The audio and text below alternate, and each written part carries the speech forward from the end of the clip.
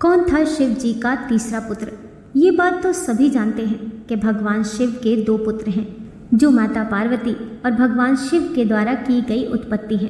भगवान कार्तिकेय को माता पार्वती और भोलेनाथ ने अपने तांडव के द्वारा उत्पन्न किया था। वहीं भगवान गणेश को माता पार्वती ने स्वयं अपने हाथों से बनाया और उसमें जान डालकर भगवान गणेश की उत्पत्ति की थी। माता पार्वती और भगवान शिव के पुत्र को लेकर लोगों को लगता है कि माता पार्वती और भगवान शिव के दो ही पुत्र हैं, भगवान कार्तिकेय और भगवान गणेश। परंतु ऐसा बहुत कम लोग जानते हैं कि माता पार्वती और भगवान शिव के दो नहीं बल्कि 3 पुत्र हैं।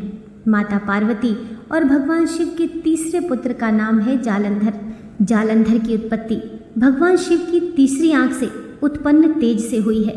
पौराणिक मान्यता है कि भगवान शिव की तीसरी आंख से तेज पुंज प्रकट हुआ तो समस्त पृथ्वी उस तेज के प्रभाव से जलने लगी। तब देवताओं ने भगवान विष्णु से उस तेज से पृथ्वी को बचाने का उपाय पूछा।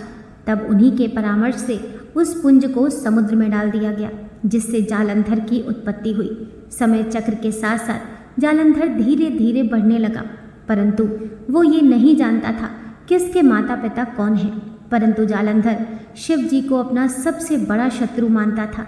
जालंधर बहुत ही शक्तिशाली योद्धा था और उसकी शक्ति थी उसकी पत्नी वृंदा। वृंदा एक पतिव्रता स्त्री थी। उसी के सतीत्व के कारण जालंधर सर्वशक्तिमान बन गया था। वृंदा के सतीत्व के कारण ही जालंधर को तीनों लोक में कोई पराजित न कर सका। यहाँ तक कि स्वयं यमराज भी उसके डर से कांपते थे। यमराज भी जालंधर से डरते थे। उसको खुद के शक्तिशाली होने का बहुत ही अहंकार था। इसी अहंकार के मद में वह अपनी पत्नी को अनदेखा कर सभी देवी देवताओं की पत्नियों को परेशान करने लगा और सताने लगा। जालंधर ये बात जानता था कि उसकी शक्ति के आगे कोई नहीं टिक सकता सिवाय भगवान शिव के। इसीलिए उसने खुद को सर्वशक्तिशाली दिखाने के लिए सबसे पहले इंद्र पर आक्रमण किया और इंद्र को हराकर स्वर्ग का अधिपति बन गया। उसके बाद उसने भगवान विष्णु पर आक्रमण किया।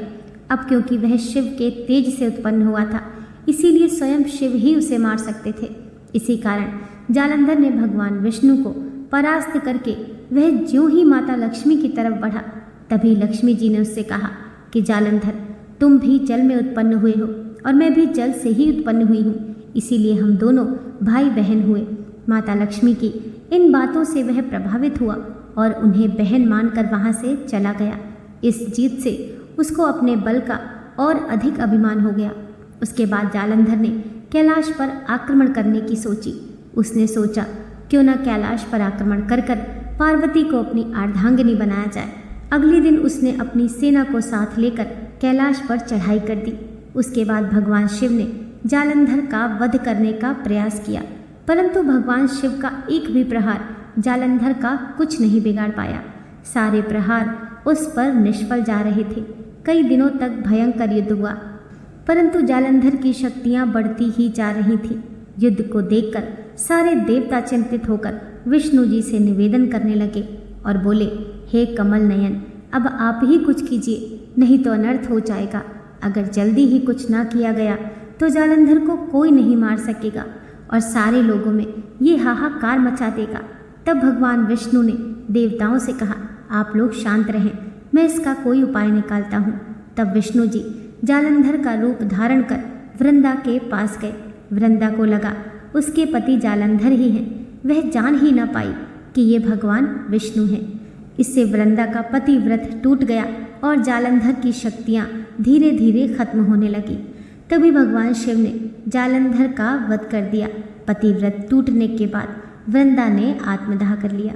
दोस्तों, आशा करती हूँ आज की कथा आपको ज़रूर पसंद आई होगी। वीडियो पसंद आई हो तो लाइक कीजिए, चैनल को सब्सक्राइब कीजिए। मिलते हैं नेक्स्ट वीडियो के साथ।